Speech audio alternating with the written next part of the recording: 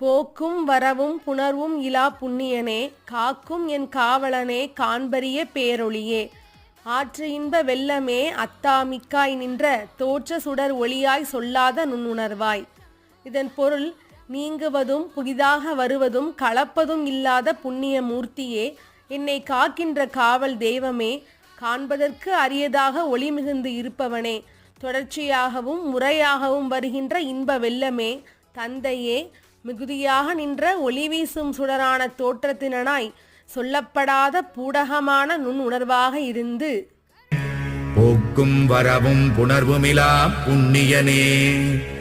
காக்கும் என் காவலனே, காண்பரிய பேரொளியே, ஆற்றின்ப வெள்ளமே, அத்தாமிக்காய் நின்ற